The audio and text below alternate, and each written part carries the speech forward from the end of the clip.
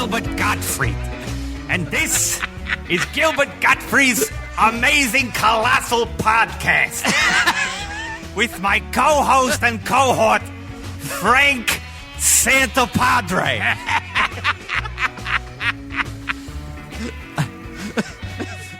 And when the mic's not on, Our guest this week is a multi-platinum selling recording artist who has sold more than 25 million records, give or take 25 million. He's performed to sold-out crowds all over the world and sung with everyone from Andrea Bocelli to Celine Dion to Barbara Streisand. Some certain names I just have going to in and out. Yeah, going in and out. It's I like it. It's like the end of Nutty Professor. It really is. Yeah. It really is. He's also an actor, appearing in movies like Crazy Stupid Love, Muppets Most Wanted, and hit TV shows like Ally McBeal in The Office, Parks and Recreation, American Dad. He is also the youngest guest. Is that true? Oh, Really? by far. The youngest guest we've ever had on the show. Younger than Marty Short.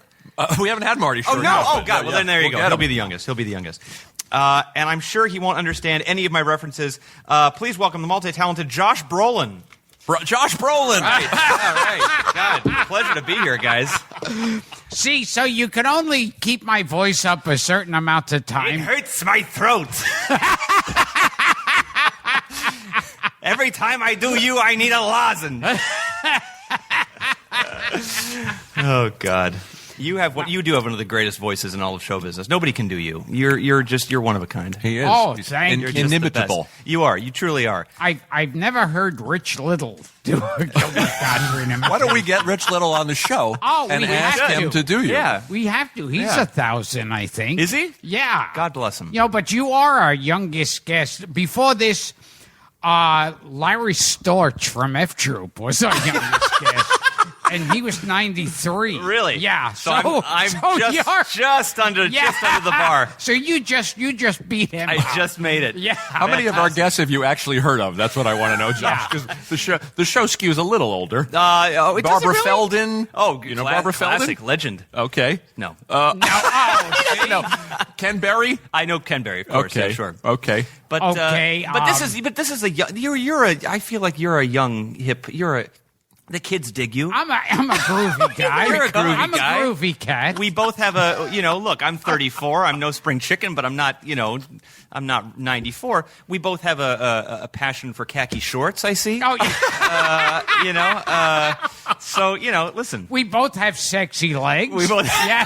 I've been meaning got to them, tell you flaunt that. them. We both got gams for days. Yeah. And They're both like Betty Grable. in that's the exactly legs right. That's department. exactly Yes. right. Listen.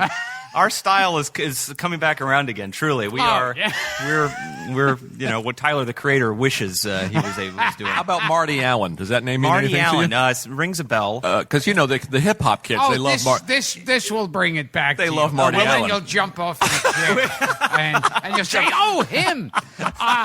Hello there." Oh, Marty Allen! Oh, God, Yeah. of course, yes. I love this.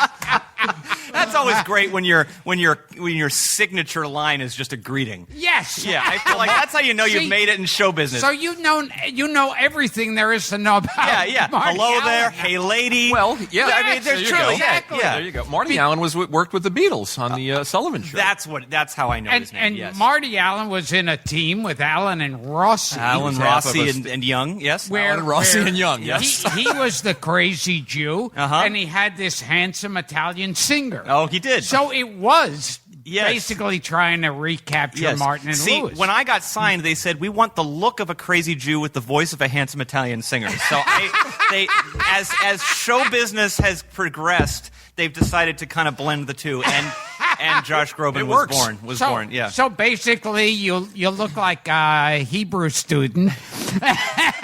Yes. Yeah, exactly right. Like you're coming out of the yeshiva, Yes. and you're singing Pagliacci. Whose great grandfather might have been Caruso or might not have been Caruso. We're all Now, your father eventually wound up hating the Jews, even though he was born a Jew. He wound up hating. My father doesn't have a hateful bone in his body. He is. We were raised with kind of all religions. We kind of grew up with kind of the universal. I mean, my mom was raised Episcopalian. My dad was raised Jewish, but didn't really care one way or the other, I don't think. He just was like, oh, my God, you guys get pine trees in your living room for holidays? Like, this is wonderful. We get to burn a log and open gifts. Like, this is great.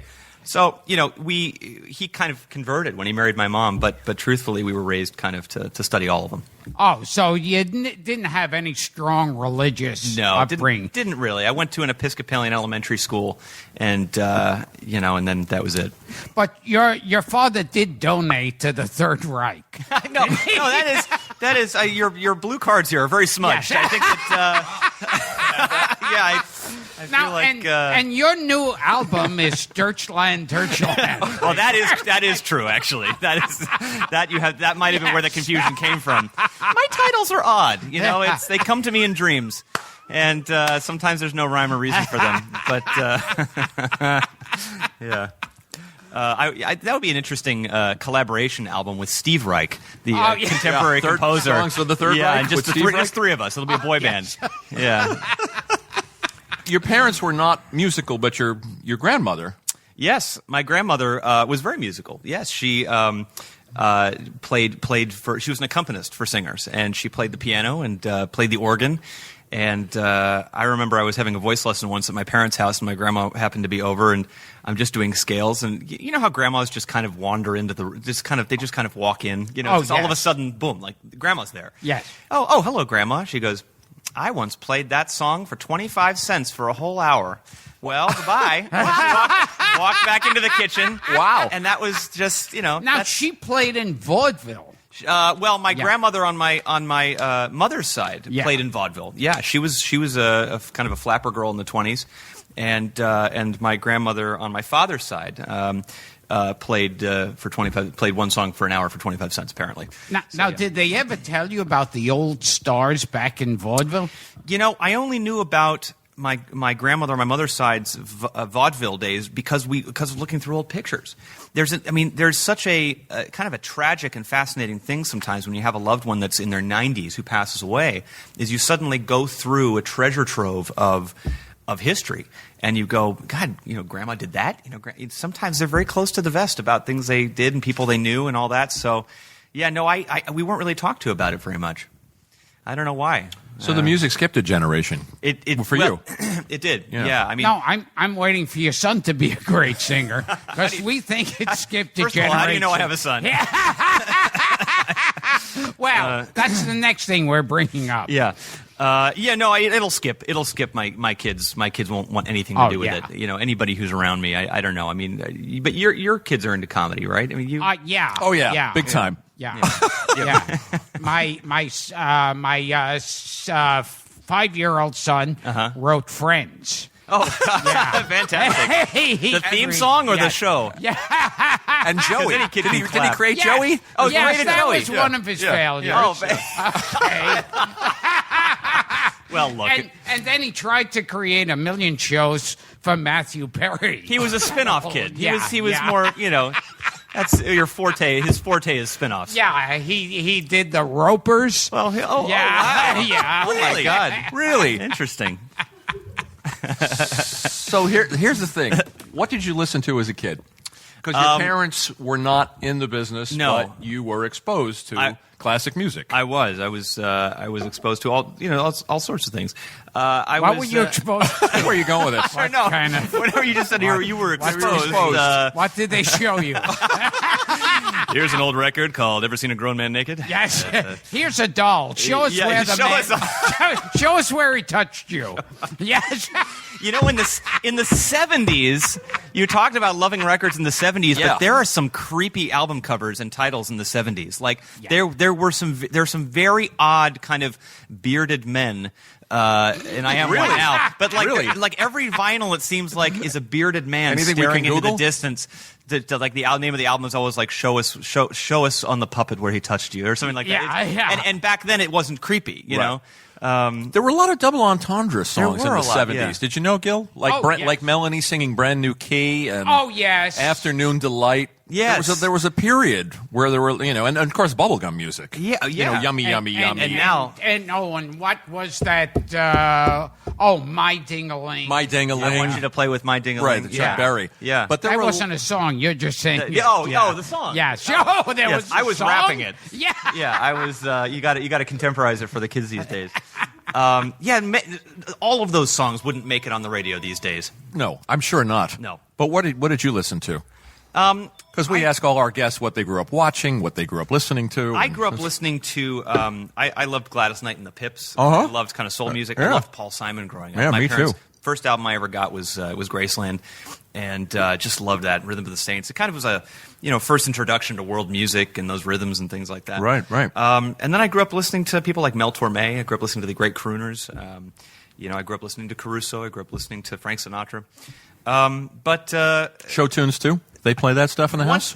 Yes. I mean, I was the one that bought the soundtracks to the show tunes because my parents would take me to see shows in Los Angeles. We got a lot of touring companies would come by and they'd play the Amundsen in L.A. And then I would just terrorize my family by just playing soundtracks to Phantom of the Opera and Tommy and Sunday in the Park with George and even like the music from Cirque du Soleil I thought was like really cool. Like the acrobatic music. I just thought, well, that's interesting, sure. So I had a weird stack I had one of those very thick CD booklets, where you could still flip through. Yeah. And it was just filled with stuff. I grew up listening. Did you ever play Tevye? I did. He did play Tevye. I did. Yes. You did? Yes. Yeah. Wow. I will send you because you'll put this up on a website. I Yes. imagine, right? Yes. I will send you a YouTube clip of me doing "If I Were a Rich Man" when I was 17 years old that you can put up on your. How about that? Oh Yeah. my God! Yeah, I was Tevye. Yeah. So I had to paste on a beard at that point. I did. I was a baby face. I couldn't grow a beard for the life of me. But I had 5 daughters. Yes. Can you do that speech about the 5 daughters still? I don't know if I could do that. Well, how does the speech go? It just goes, I had 5 daughters. That's the whole speech, right? Yes. Yeah. And I know there's also that where he would go, and in this hand. Oh, on the other hand, yeah.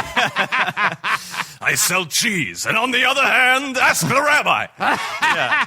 I don't know. I forgot what it was. But, Now, I heard when you played. have you ever played Tevye? That Yes, I would yes. pay. I'd pay to I see would that. pay I double. were rich, I'd have the time that I lack. And the chickens and the geese.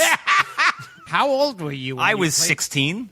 Wow. So yeah, no, we all were just kind of pretending what it would feel like to be a 55-year-old, Russian Jew. Jewish cheese Yeah. salesman.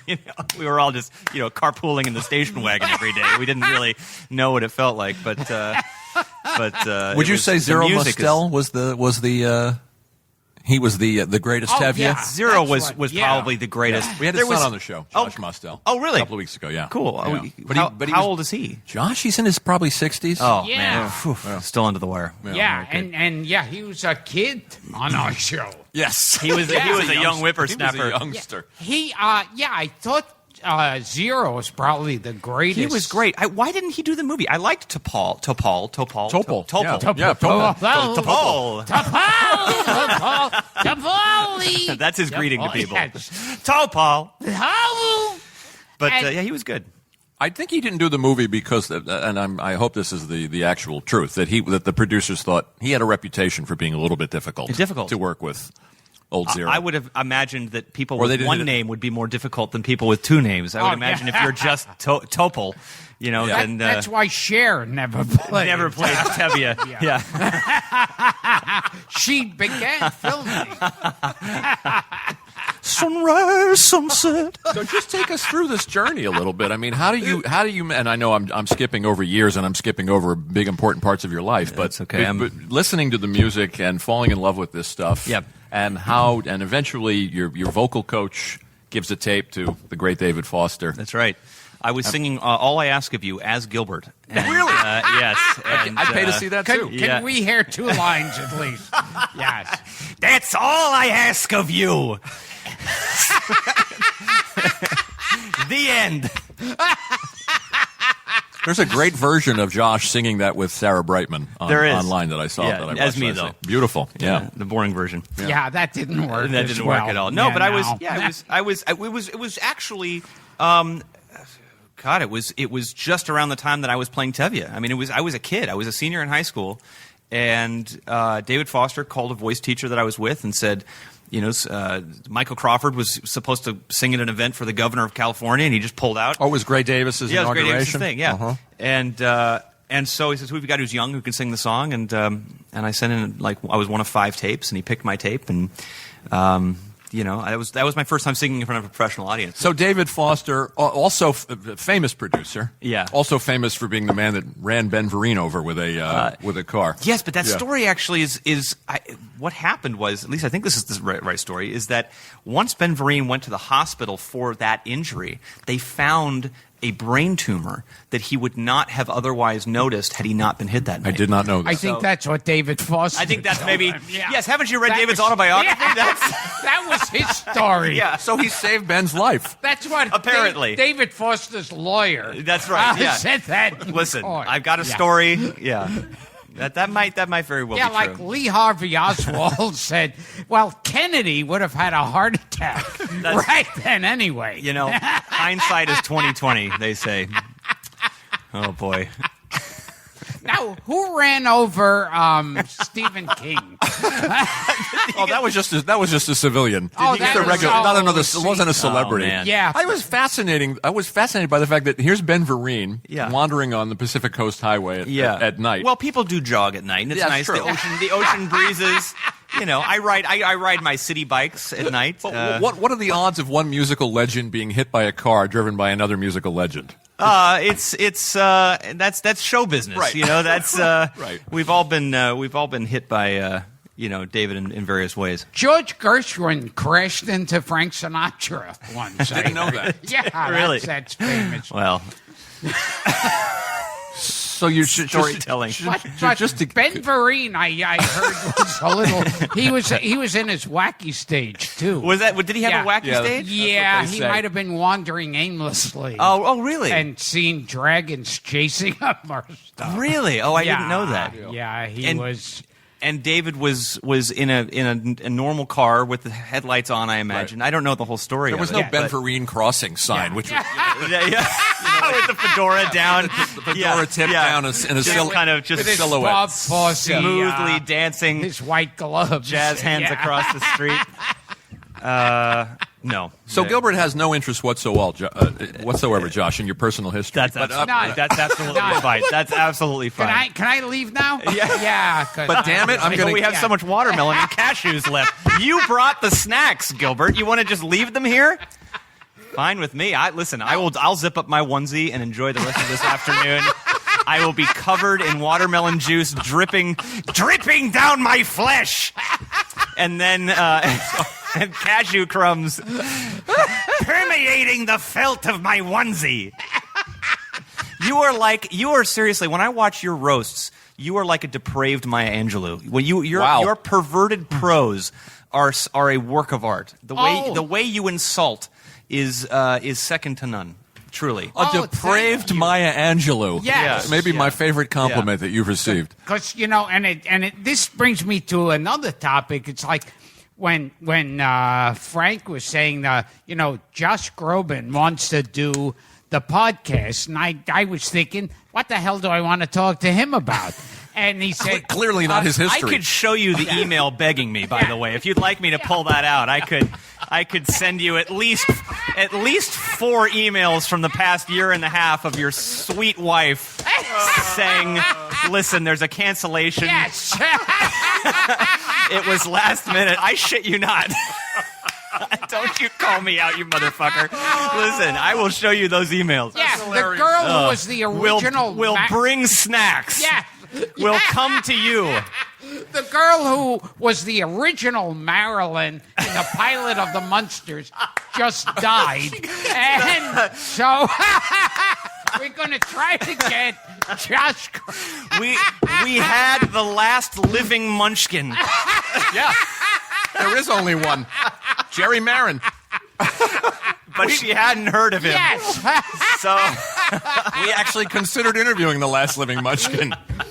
We have one of the guys who replaced the Dukes of Hazzard when they were on strike that time. the car. Yeah, we have the guy who washed the car on the show. And he turned us down. Oh, boy. Well, anyway, listen, happy to be here. Sorry for your cancellation. Yeah. Oh, that's And nice. whoever it is, it's their loss. But Frank said, "Oh, he's a fan of yours," and I went, "Oh, Josh Groban." Yes. Oh, him. Oh, yeah, that guy. I have all Yeah. his albums. Yeah, the guy, you ready for my catchphrase? Yes. Hello, right? Yeah, that Josh Groban. That's good. Yeah. I remember that. Yeah, sure. From the Merv Griffin show when you used to go on there all the time. I'm the guy who always says no to being on the dais. That's that Josh Groban. Yeah. And I remember your straight man would go, and we're here with the astronaut who landed on the moon. And then you do your line. And then I'd sing my famous song, Moon Rock. Well, first you'd go, yes. Yeah, but first you'd go, Moon Rock. hello. Yeah. And everyone would start. Everybody would start there'd be doing a it. wild Yeah, that's right. Round of applause. That's absolutely Yeah. right. Yeah. So when did you become a fan of mine? Fuck your career. I want to talk about mine. I'm tossing this card away. I became a fan of Gilbert's, I think, midway through a Showtime 3 airing of Problem Child 2. That was when I first became aware. You had a number of great roles. And I remember, two reasons I was a fan of yours. One is because I really did see many of your films when I was younger. But two also is that when I was just getting started in this industry, I was 17 years old. I was at the American Airlines lounge at LAX, and I walked by and I recognized you, and I said, "Hey, Gilbert, how you doing?" And you went, "Hey, what's up, man?" And I thought to myself, those are the kind of moments that's special. Those are the kind of moments that just, I don't know, it stuck with me. You wouldn't remember that, but it was special to me. Wow. It was special to me. To me. Every morning I wake up and I think, gee, whatever happened to that? That's beautiful. that kid. Well, that happened. Well, not exactly on that note, but I was doing a recording session for my last album, and there was a pianist that I recognized his name on the sheet, and I recognized his name. I said, "Well, that was the name of my piano teacher when I was 6 years old. That can't possibly be." And so I stopped him in the lobby and I said, Robert Thies? Rob Thies, is that you? He goes, yeah. He goes, yeah, thanks for having me on, because he'd never been in any of my sessions before. I go, you taught me how to play piano in Los Angeles when I was 10 years old at that house in Hancock Park. And he goes, that was you? I said, yes, that was me. He goes, I've been following your grade. No idea I taught you piano at a young age. No, it's crazy. Sometimes that happens. Yeah, he was also holding a cup of warm cashews as well. Oh, yeah. Really interesting. At the time, yeah. It's not. Yeah. This is halfway through the interview, and I forgot your name. Yeah, well. Yeah, so. Brolin. That story's not as moving as meeting Gilbert. That's true. That's true. I'm trying to add just the slightest bit of emotional sustenance to this interview. I mean, listen, I told you with stand-up comics, you have to meet them 30 and 40 times. I mean, I love the bit we're doing here. We can just do an hour long of get it. I don't give a shit. You know, we can, if you'd like, we can just continue that the entire time. Well, you heard the Buscemi episode. Oh, yeah, absolutely. So you know how it goes. Yeah. You knew how to pronounce his name at the top of the interview. Yeah. And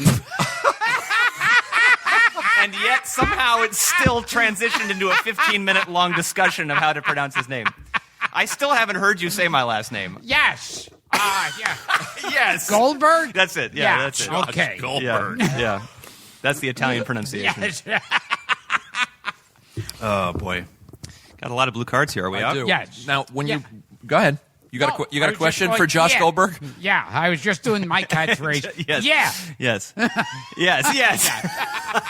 I used to do that on the Colgate Comedy Hour. Did you? Yeah. You would just I'd come out and go, yeah. You just And you just saunter across the stage in a toothpaste tube costume, right? And just Colgate toothpaste brought to you by Lucky Strikes, and then you would just go, yeah, right, yeah, that works. God, I miss those days, don't you? How old were you during those commercials? 35, 36? Yeah. He was the original Alka-Seltzer kid. Were you? Oh, good. Yeah. Now, in your house, you have a great photo of Groucho Marx. I do. Yes. Yeah. So you're a Marx Brothers fan? I am a Marx Brothers fan. I just finished reading his book, the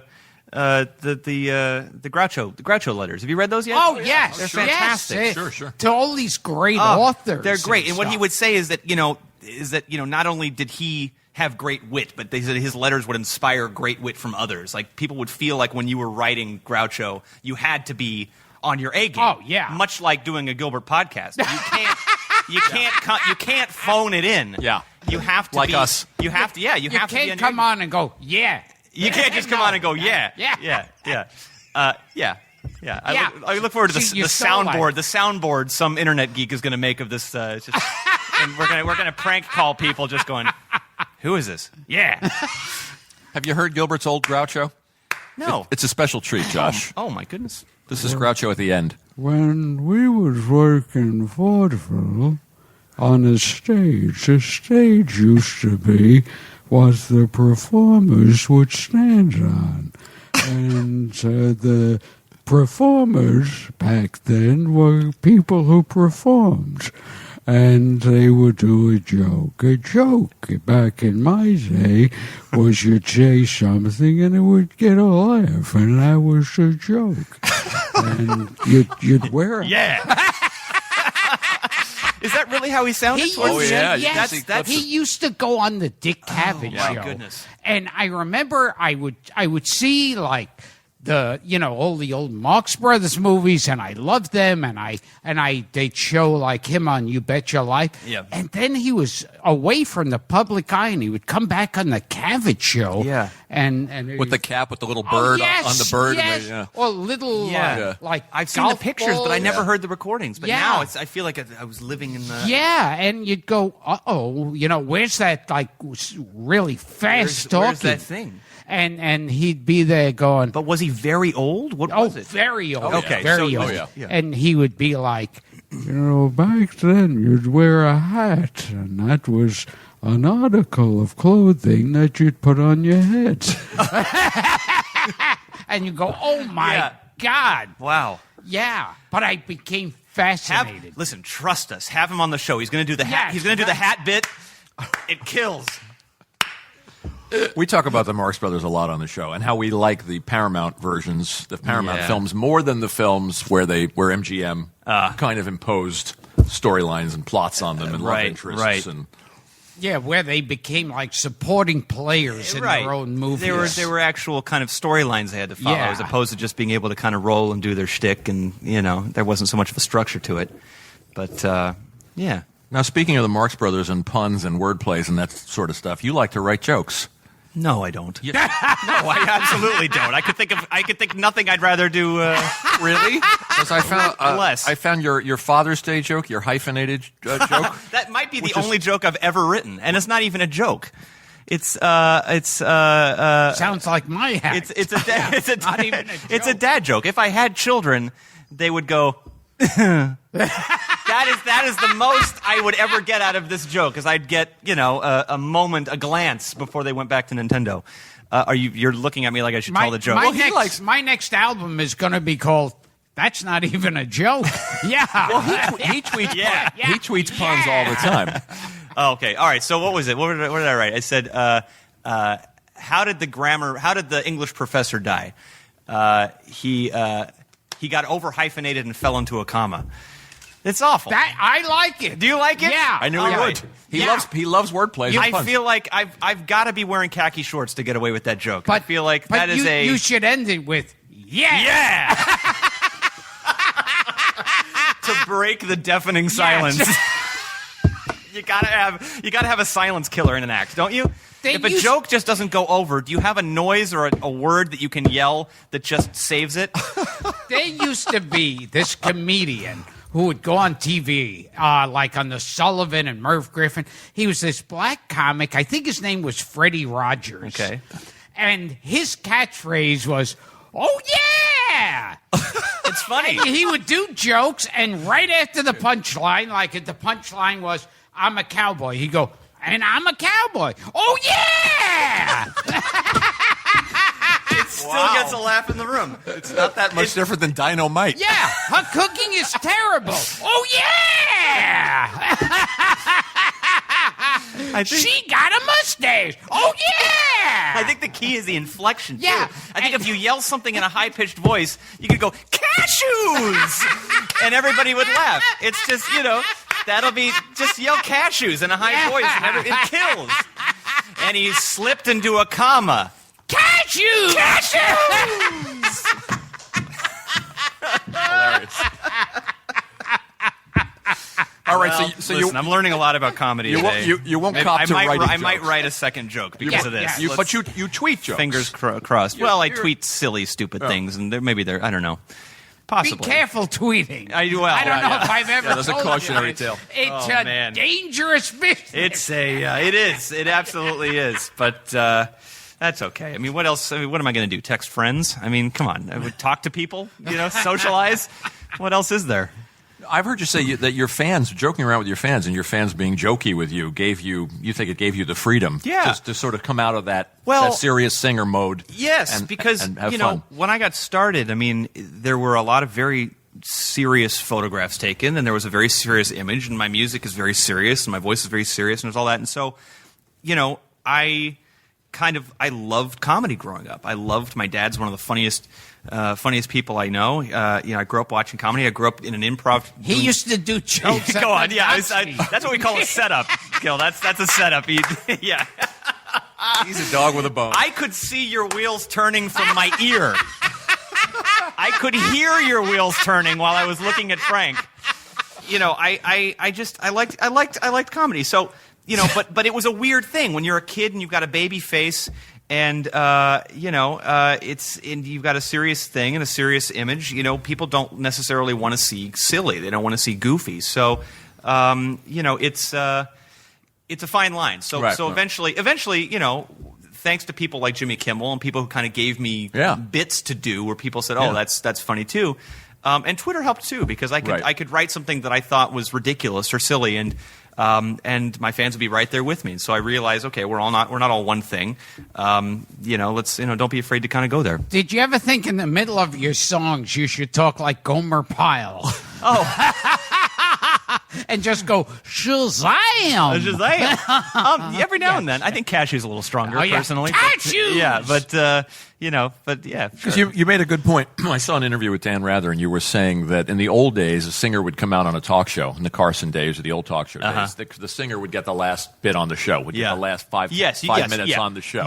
And that was all the singer was known for. Yes. And you really couldn't break out of that. No, as the singer, you rarely get couch time. So, you get to go out there and sing for 3.5 minutes. Sometimes it's 2.5 minutes, depending on the show. And then, they come over and, thanks so much for coming. And then you're done. He does a Leno impression. Do your Leno. Oh, he does Leno. Yeah. The new album is called Stages. Very good. Good. Now do him bringing up a subject like it just came up in conversation about the guest. About the guest? Yeah. What do you mean? He would always, like talk show hosts, have to make it sound like they don't have it prepared to get. I guess not on the pre-interview, right? Gotcha. Yeah. So, cashews. You're a cashew farmer, right? I noticed you have cashews on your breath.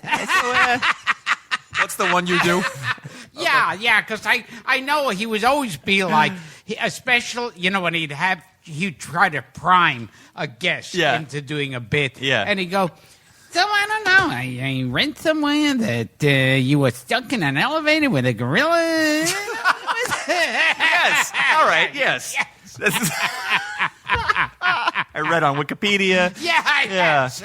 Oh, God. I think people would find this interesting. But that's tough, though. If you're a host, that's got to be tough. I've realized this. I mean, truly. I mean, you do 500 guests a year or more, and each one of them you got to hit the marks of whatever the pre-interview was.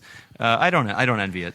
Yeah, I used to get annoyed when they'd say, do you have anything we can lead you into?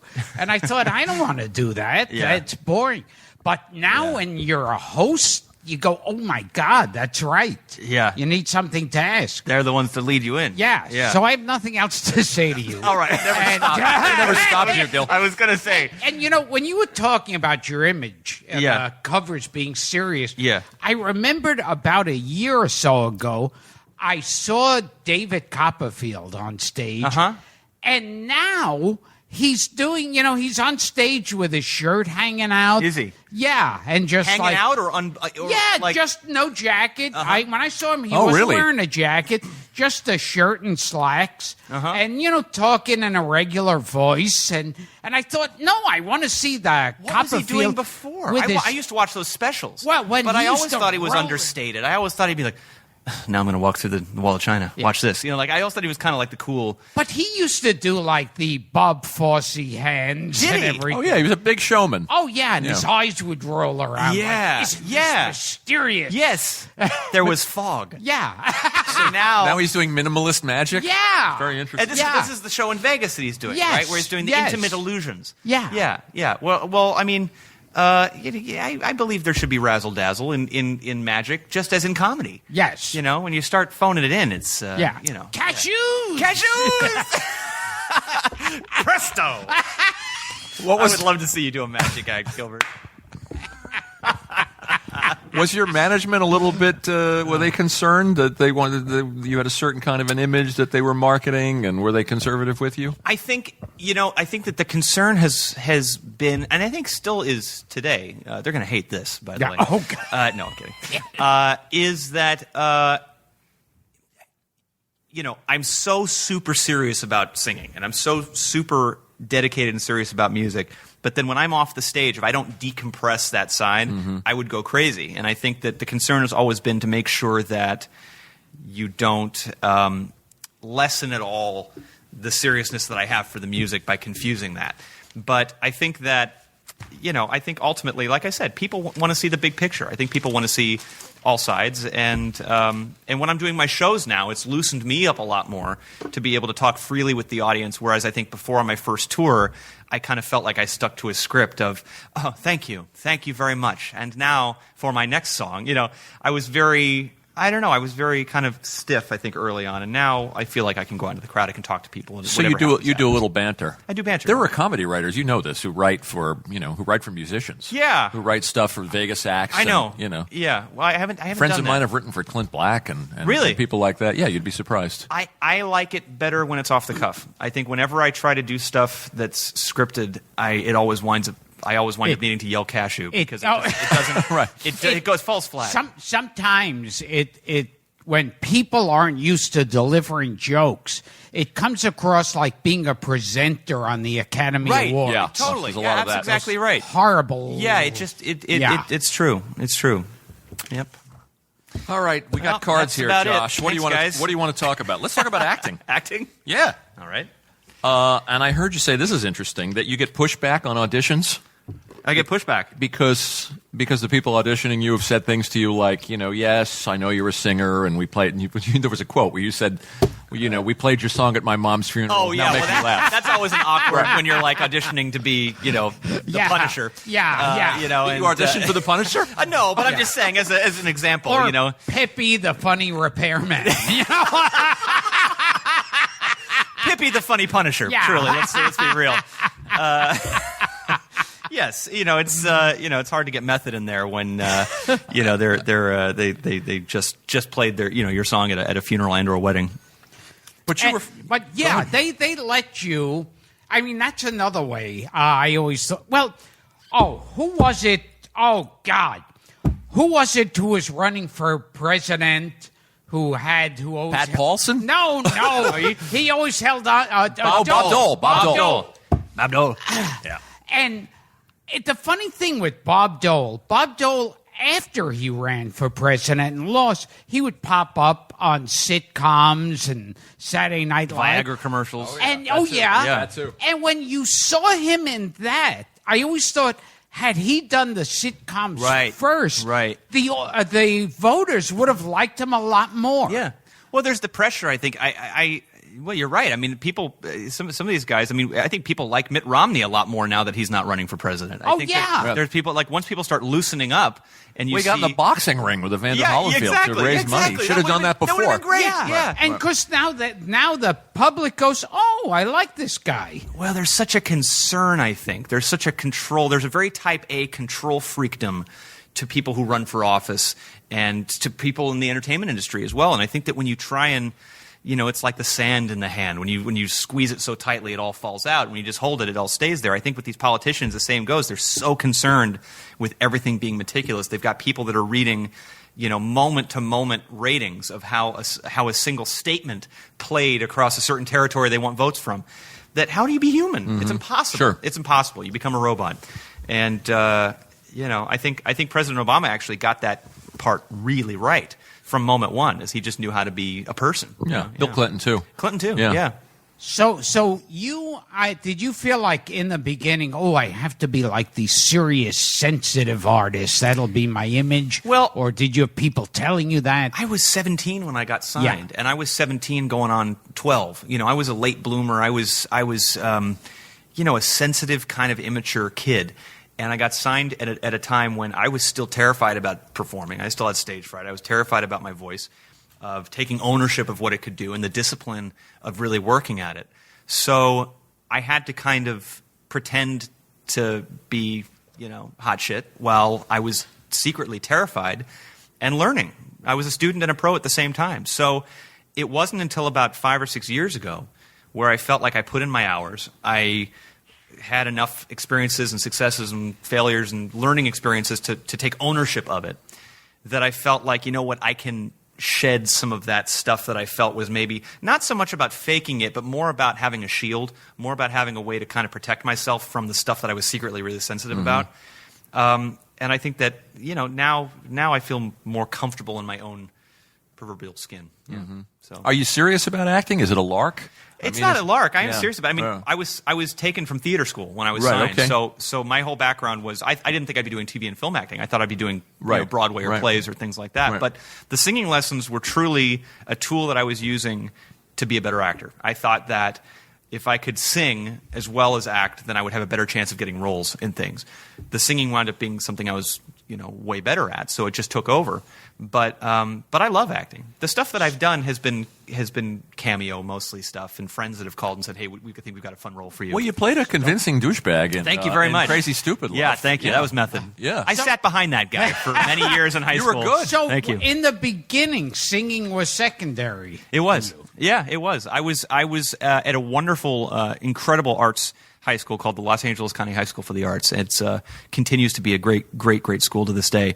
But you can choose your major. Once you can audition, it's a public school, it's free, but you audition for a major. So you're there for dance or music or visual art and or vocals. And I auditioned for straight drama. I auditioned as a theater major. So the Tevye and all that stuff, that was extracurricular. That was stuff I was doing in my free time there. But I was taking voice lessons on the side. I wanted to focus primarily on my acting. Yeah. Now, I remember you a couple of years ago as American Airlines Airport Lounge. Yes. Oh, it was special for you too, was it? Oh, I think about it every time I'm walking down the street. Throw him a football jersey. I go, who's that Tevye-looking kid who came up to Every me? time you're late for a flight to Duluth, you think of me. I wish he'd show up again. Yeah. I remember you on TV as a nerdy kid who gets Ally McBeal that was my to first be his date. Yeah, that was my first To the gig. prom. I was singing at a charity event in Los Angeles, and David E. Kelley, the creator of Ally McBeal, and the whole cast was being honored that night. And I was slated on the bill between Ray Charles and B.B. King. Wow. So, I was, the nap time. I was the trip to the bathroom music. But I sang my ass off that night, and I remember meeting David Kelley afterwards, and he contacted David Foster. I was only 2 songs into my debut record. Nobody knew who I was at all. And he said, "Hey, this kid, there's something, I like him. There's going to be a big wedding episode. Robert Downey Jr. and Callista are going to get married in the season finale. Would your new guy, would he want to be a wedding singer? Would he be a wedding singer? It'd be a 30-second part, Ave Maria, whatever it is, you can go sing the song." And I couldn't believe that I was going to be on this show. It was going to be uncredited, but I was going to be on the finale of this show. Cut to about 4 days before we were supposed to film, Robert Downey Jr. was arrested and couldn't make it to set. That was during a really dark period for him. And David E. Kelley had to rewrite the entire show. So he was like, "Can you act?" I'm like, "I was just Tevye. I've got 5 daughters. Does that answer your question?" Cashew. And he loved it. He just loved it. So he wrote an entire episode about this agoraphobic kid who wants to take her, his girlfriend to the prom, and she breaks his heart. And I wound up hiring Allie to sue her, and it was a whole thing. And then I wound up singing, a song that David and I had just finished working on at the end of the episode. I couldn't have asked for a greater kind of Hollywood, moment. Yeah, you wind up having her as a date to the prom. Yeah, exactly. And people were writing in saying, who, the kid was great. Who was the singer? And I was like, oh, wow, okay. Maybe we've got something here, because people didn't know that I was the one actually singing in the part. They just assumed that there was like a 55-year-old, guy, doing the part for my singing. So, it was a good moment. And so you're saying you fucked Callista Flockhart? No, I'm not saying that at all. Oh, bless his heart. He's so confused. He's adorable, though. My goodness. Isn't he adorable? I love doing this with you, Gilbert. Yes. What other actresses have you fucked who you worked with as easily as you fucked Callista Flockhart? I hope Harrison Ford's listening. You work with an actress Gilbert will be excited to know about. Dee Wallace Stone. Yes. Played your mom Dee Wallace Stone on The Office. On The Office, that's right. Yeah, fantastic. Yeah. She was She great. turned us down, so we got you. Yeah. Was she your Yeah. cancellation? Yeah. We want to have her on the show. Yeah. Oh, man. That was a lot of fun. Yeah, she's You great. were Andy Bernard's younger brother. I was, yes. On The Office. Yeah. I was Walter. I was Walter Jr. Right. Yeah. He was originally named Walter until I was born, and then they changed it to me. So yeah, that was a fun episode. Anytime you can be a fan of a show and you wind up shooting on a day where the entire cast is involved in the scene, and you can kind of Right, it was the Schrute Farm. It was the Schrute Farm. Right? We were all there, Yeah. and just the whole cast was there, except for Steve, of course. And it was, it was just a lot of fun. As a fan, you're just sitting there going, wow, like I'm in it. Ally McBeal, I felt the same way. We all watched that show, and I'm sitting there going, people to watch them in action is just, pinch me. And Mindy Kaling just sent you She sent me a direct message on Twitter saying, are you going to be in LA on this day? We wrote a part. We think it'd be funny for you, and I had just played LA the night before. It was just serendipity. Yeah, I love when that happens. Do you like auditioning? It's a different skill than anything else. It truly is a different thing than when you're on set, and so he doesn't care for it. Your host, and you don't like it. Yeah. I think it's a forced, weird environment. I never feel like it's actually interesting. Whenever I feel like I didn't do well at all, I get it, and whenever I feel I nailed it.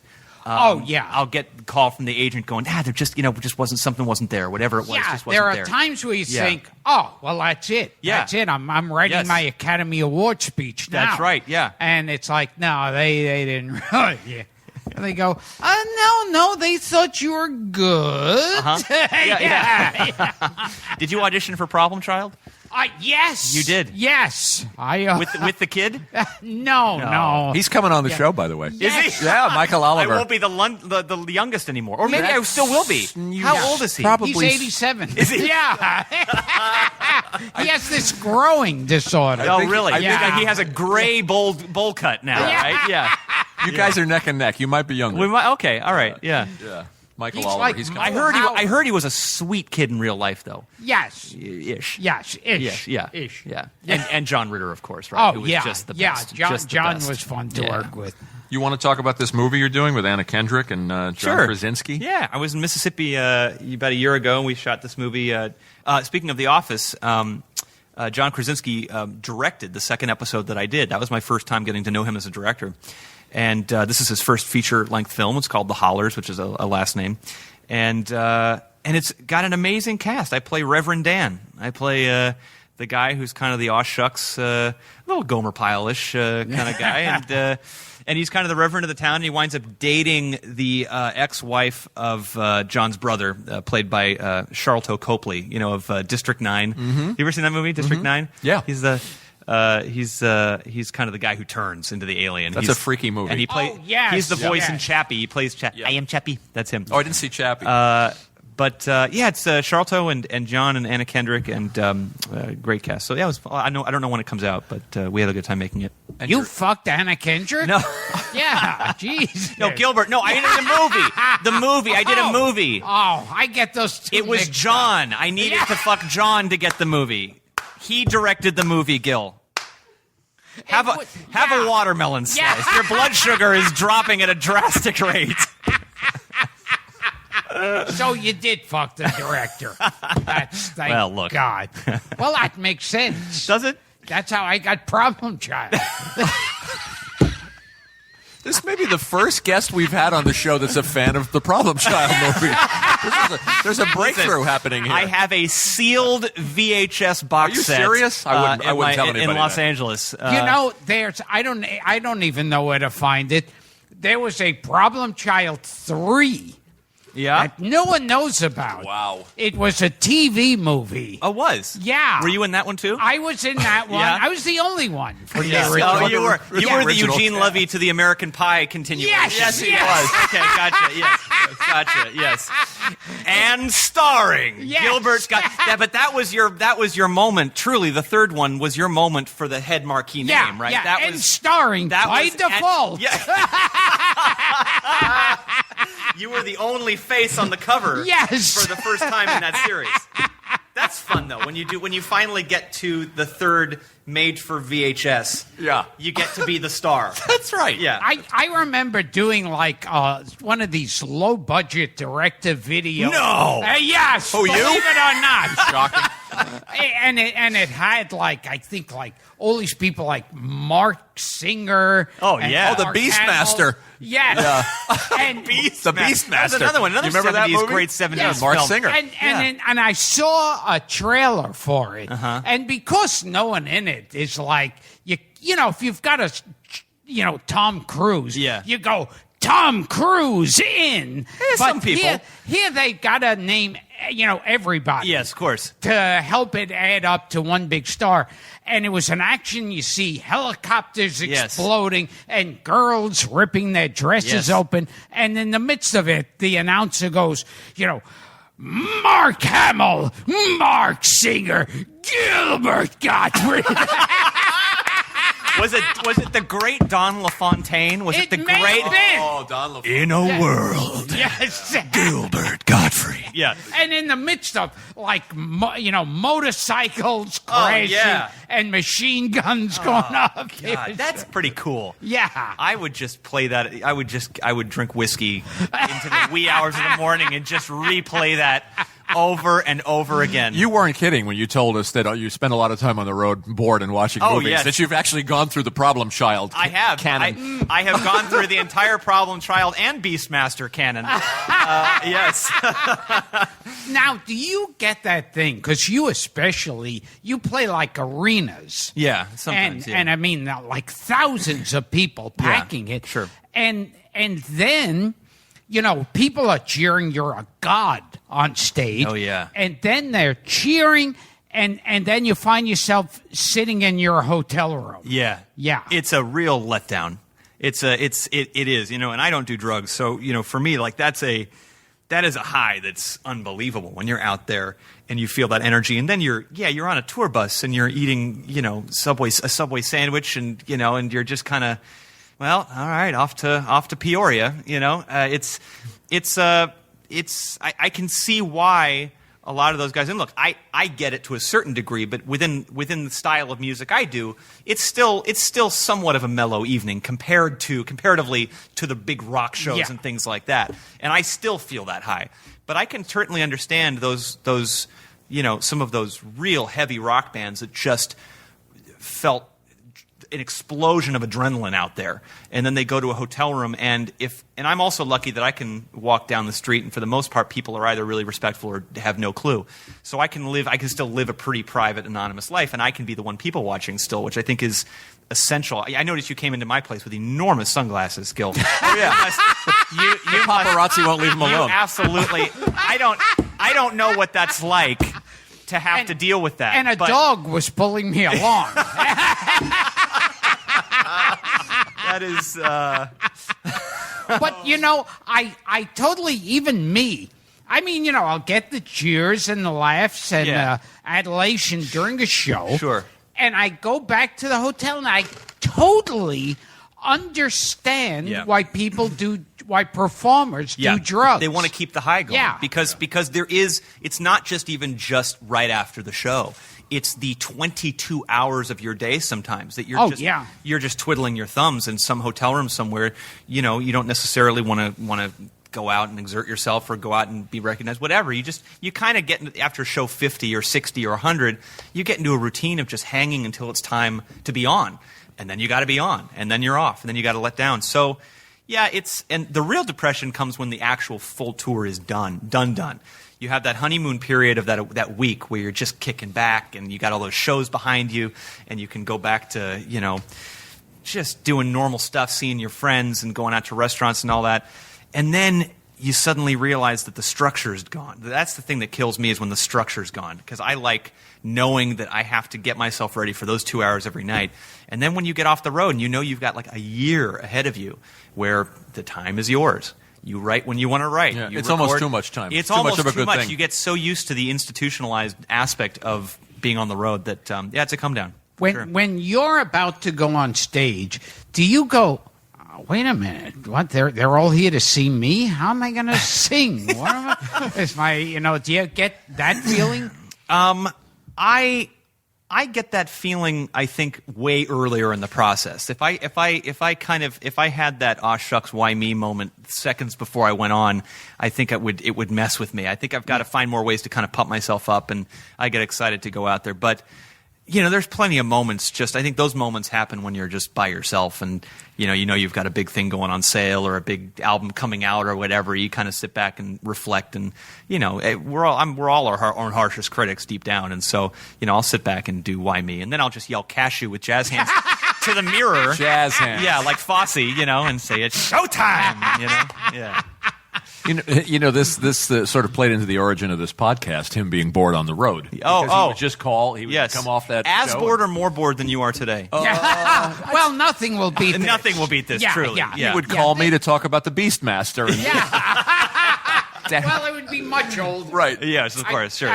We talk about, like, Cabinet of Dr. Caligari. Oh, God. Have you seen that movie? What is it? The 10,000 Fingers of Dr. T? Oh, the 5,000 Fingers. Yes, I was being generous. Yeah.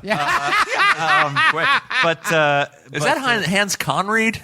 It's the 5,000 Fingers of weirdest, Dr. most T? awesome Yes. movies. I always thought that should be made into a Broadway musical. I always thought that would be a really odd off Broadway musical. We could be in it together. You guys could. I would love to see that. Yeah. I could play your father. Yeah. I was thinking about you two in the Sunshine Boys revival. Oh, yeah, nice. Yes, perfect. Yeah. But with music. Of course, yeah, sure. It wasn't the Marashko Theater, it was the Balashko Theater. Yeah. I say it was the Belasco Theater. Is that my part? Well, Terry, in the Belasco Theater. No, what am I doing? Now, you want to bring chess back, speaking of Broadway. I would, as a chess fan, as kind of one of the culty chess fans, I would like to see a show with music as brilliant as chess has. I love Benny and Bjorn. Be as successful as I think that music deserves to be on stage. Yeah. The story has always kind of been a little iffy. The book has always been lacking. And it's dense. It's chess during the Cold War. I mean, it's not exactly, bring It's a the good family. show. And, And it had a Broadway run, but it was an unsuccessful it was Broadway run. kind of unsuccessful in every run that it had. It just didn't quite Did it have more click. than one? I remember the first There one. was a West End, there was a Broadway, and there was a Swedish. And we did it at Royal Albert Hall as a concert, and it worked much better. We had all the musicians on stage. I saw you. You and Adina. Adina and Adam Pascal. And Adele Dazeem. Adele Dazeem, yes, played Florence. And, it worked better because there wasn't all the costumes and all the staging. It was just kind of presenting the music as it should be presented. And I think a kind of semi-concert version of chess would actually work quite well on Broadway. Do you know that show, Gil? No. Chess? No. Tim Rice wrote the lyrics. And anything that you're interested in, probably what not. you're doing. Probably He doesn't I know any really- Broadway. That's why he asked about I Fiddler on the really Roof. It's the last Broadway musical that he actually He's a Fantastics kind of guy. Yeah. It's, He wanted to sing Try to Remember. Yeah, that's right. Yeah. He's been trying to remember this whole interview. Yeah. Tell us quickly about working with the Muppets, because we had Paul Williams on the show. Oh, who wrote Paul, the Rainbow Connection. Of course, yeah. You genius. fucked Miss Piggy? No, Gil. That's where the hand is supposed to go. It's not sexual. So confused. He's so confused. Bless his heart. Sweet, sweet Gilbert. So sweet, so cute. Yeah, isn't he? Yeah, but no, it was great. I grew up with the Muppets, and they're bringing the Muppet Show back, which is a lot of fun. But they're doing a different kind of version of the Muppet Are Show. they? They're doing I use the word adult. Full frontal nudity. Is that what it is? Yeah. Well, that was always a given. Fozzie, I don't think ever wore pants. They're trying to do a slightly, I don't even know what this means or how it'll be executed, but a more mature Muppet Show. Mature. Okay. Yeah. All So right. who knows what's in store? But you were in the Muppets They most had wanted. on the Muppets or on Sesame Street. I heard a couple of years ago they were going to have a Muppet whose father was in prison. Oh, it was on Sesame Street. Yes, Really? Yes. Yeah. And Yeah. I think he rapes Kermit at one point. Is that Yeah. really? Yeah. Oh man. Well, In the shower. I'll have to IMDb that later. But Before we wrap up, tell us about singing. oh, please let us. Keep asking questions. Please. He doesn't care. This is basically how it goes. He just looks for openings to accuse your father of being a brown shirt. Pretty much. Yeah. Tell us about singing with Streisand. I think our listeners would be very interested in that. It's Okay. The show's about showbiz, and Yes. that's a showbiz icon. Okay. Yes, she is indeed. That was one of my first duets ever. Right after I did Ally McBeal. I was asked. Barbara was a friend of David's, and she came in the studio, and she was doing a duets record, and that was talk about being terrified and being kind of in a master class and being professional at the same time.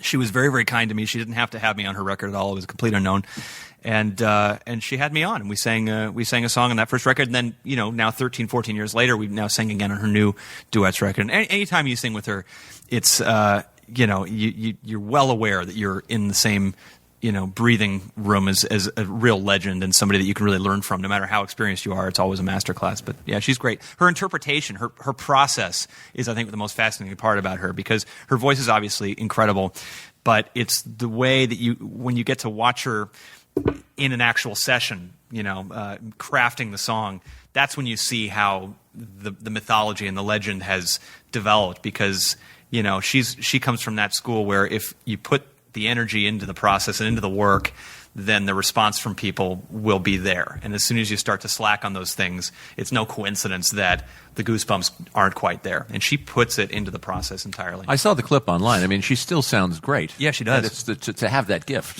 this long in her life. It's great, and I'm glad that she's touring now more. And so yeah, she's been a good friend. Because Gil did "You Don't Bring Me Flowers" with her before they. Oh, did you? They put Neil Diamond. Yes. It's amazing what a little mixing can do. Yes, To, sometimes erase an was entire on the- duet partner. Sometimes just and turn it into a solo. duets with Nat King Cole. Where they Oh, were unforgettable for great. sure.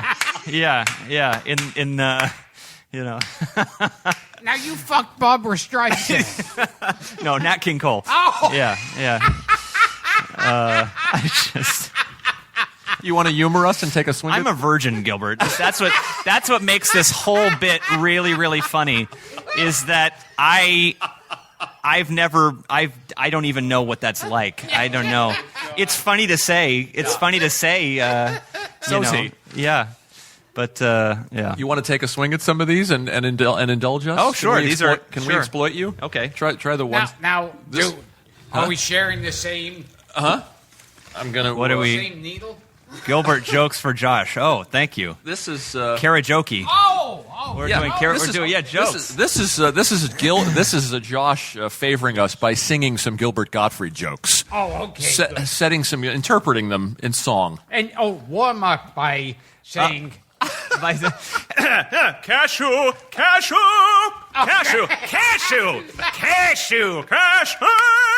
Yeah, good. This has Very never good. been done. On the show. Nuts are actually bad for a singer. Yeah. Yeah. That's why they had them cut off. that was a early setup. on. That was a setup. Yeah, Thank you're you. welcome. You're But I welcome. want to tell you. Yeah, but anyway. Oh, yeah! But enough about castratis. Well, how would you like me to do this? You want me to just sing one of these? Kind of like you Yeah, did the. sing my joke. Okay. Kind of All like right. you did the Kanye tweets on Kimmel.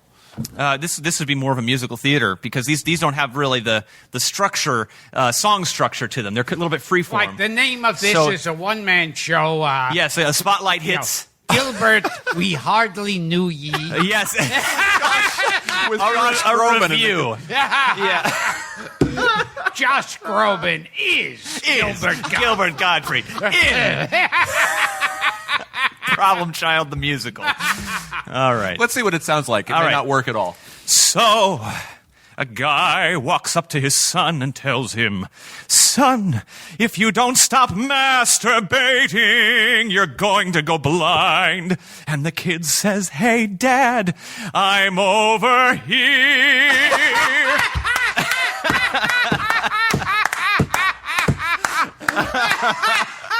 And many more. Oh, boy. I think that's great. Want to try the middle one? The middle one? No, I want to do the. You want to do the other one? I want to do a longer one because it's better when it's conversational. Go for it, bro. It has a real kind of Sondheim-ish quality. How about to the it. third one? That's a good. How about the Aristocrats? All right, I could sing the Aristocrats. Oh, okay. Yeah. Okay. Well, let him get through this. All right. A man gets home, runs into his house. He slams the door and shouts, "Honey, I just won the lottery. Pack your bags." The wife says, "Great. What should I pack for, the ocean or the mountains?" He says, "I don't care. Just get the fuck out." Cashew. All on my DVD, Gilbert Gottfried, Dirty Jokes. Dirty Jokes. Commercial by Josh Brolin. By Josh Brolin. That's terrific. Josh Brolin. Yeah. That one had that was more of a Fosse That was kind of great. I like that. Thank you so much. The jazz hands do made the sense. Aristocrats.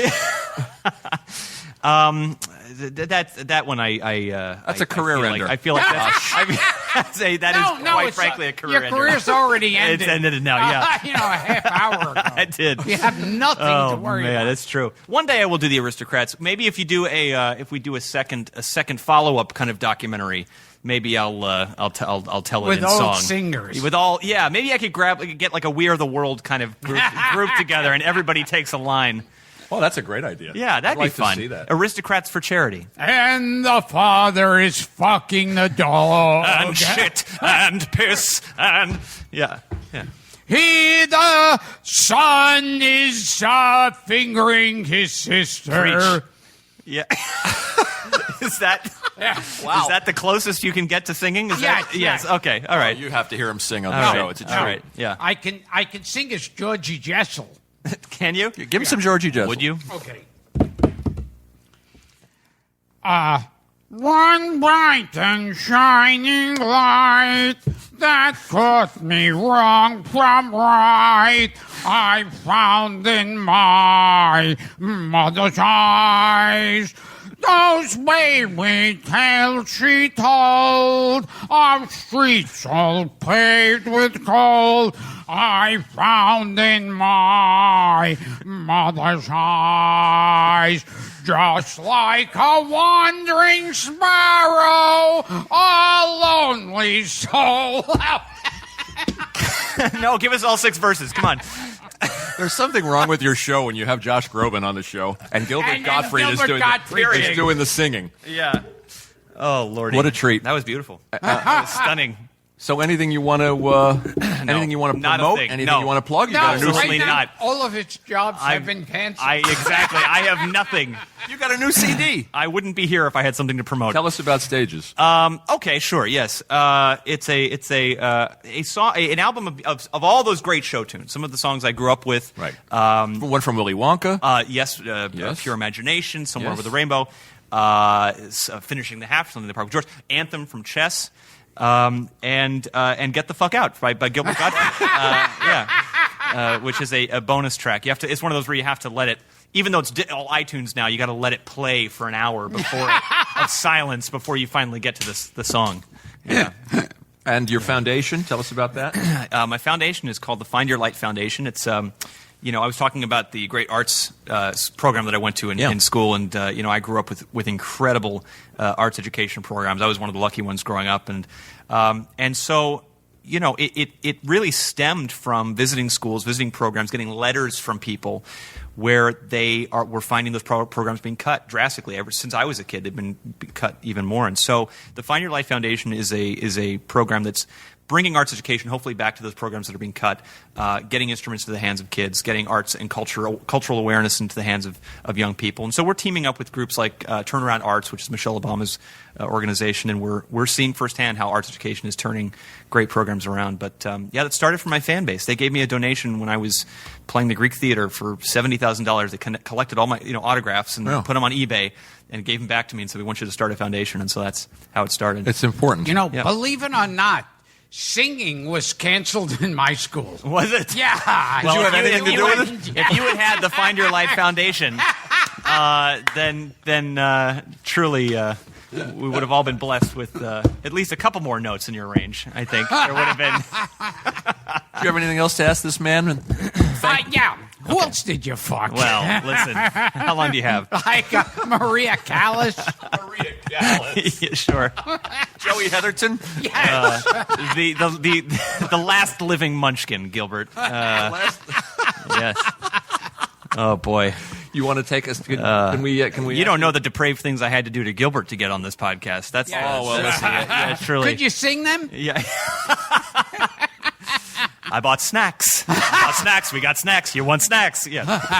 Could you indulge us one more time, Josh? Could you sing? One more? And I blew Gilbert Gottfried. No requests. Not doing requests today.